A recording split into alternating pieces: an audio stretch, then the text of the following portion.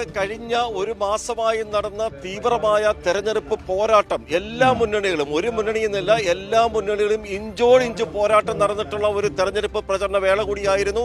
കഴിഞ്ഞ തവണ ഇത് 2.5 മാസത്തോളം നീണ്ടു നിന്നതുകൊണ്ട് തന്നെ പലരും വളരെ ടയേർഡായിരുന്നു, പലർക്കും അസ്വസ്ഥതകളും പ്രശ്നങ്ങളും ഒക്കെ ഉണ്ടായിരുന്നു. പക്ഷേ ഇക്കുറി അങ്ങനെയല്ല. അവർ വളരെ ഒരു ഷോർട്ട് ടേം മാത്രമേ അവർക്ക് പ്രചരണത്തിന് കിട്ടിയുള്ളൂ. കണ്ടില്ലേ, തേവള്ളി ഡിവിഷനിലെ ആളുകൾ അല്പസമയത്തിനകം ഇതിന്റെ കൊട്ടിക്കലാശത്തിന് മുന്നോടിയായിട്ടുള്ള ഒരു നിൽപ്പ് മാത്രമാണ്. നിങ്ങളുടെയൊക്കെ ഒരു പ്രചരണം എങ്ങനെയുണ്ടായിരുന്നു?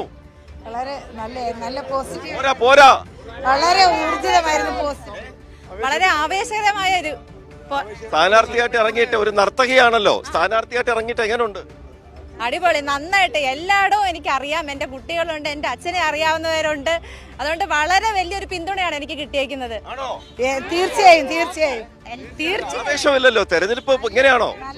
നല്ല ആവേശം ഈ കൂട്ടത്തിൽ തന്നെ ഉണ്ട്.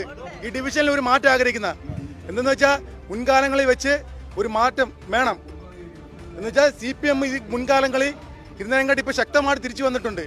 ഈ പ്രചരണത്തിലുള്ളതെല്ലാം ഈ 4 ബൂത്തിലും കൂടെ ഈ ഡിവിഷനിൽ നല്ല രീതിയിൽ വർക്ക് ചെയ്തിട്ടുണ്ട്. തേവള്ളി സീറ്റ് നിങ്ങൾ പിടിച്ചെടുക്കും, ഇടതുമുന്നണി പിടിച്ചെടുക്കാൻ ഞങ്ങൾ ശക്തമായിട്ട് പ്രവർത്തിച്ചിട്ടുണ്ട്. ഞങ്ങൾ അതുമനുസരിച്ച് മുന്നോട്ട് പോകും. ഞങ്ങളുടെ സ്ഥാനാർത്ഥി വിജയിച്ച് കയറുകയും ചെയ്യും. അജിംഷാദെ, നമ്മുടെ സ്ഥാനാർത്ഥിയുടെ മുഖത്ത് കാണുന്ന ഒരു കോൺഫിഡൻസ് കണ്ടോ? അതെ, ഞങ്ങൾ വിജയിക്കും ഇപ്രാവശ്യം. നല്ല വർക്കാണ് നടന്നത്. 4 ബൂത്തിലും നല്ല വർക്കാണ് നടന്നത്. ശുഭപ്രതീക്ഷയാണ്. നല്ല ഭൂരിപക്ഷം കഴിഞ്ഞ പ്രാവശ്യത്തെക്കാട്ടിൽ കഴിഞ്ഞ പ്രാവശ്യം നമ്മുടെ എതിർ സ്ഥാനാർത്ഥി പിടിച്ച ഭൂരിപക്ഷം അത് കവച്ചു വെച്ചുകൊണ്ട് നമ്മൾ ഈ പ്രാവശ്യം പിടിച്ചെടുക്കും. നമ്മൾ വളരെ കൂടുതൽ ആത്മാർത്ഥമായി ഇത്തവണ പരിശ്രമിച്ചതിൻ്റെ ഫലമായി എല്ലാ വിങ്ങികളിലും എല്ലാ പ്രദേശത്തും ഇന്നലെ കിട്ടിയ സ്വീകരണം വെച്ച് നോക്കിയാൽ നമ്മളൊരു 500 വോട്ടിൽ കൂടുതൽ ഭൂരിപക്ഷത്തിൽ ജയിക്കാനാണ് സാധ്യത. അത് ജയിച്ചിരിക്കും.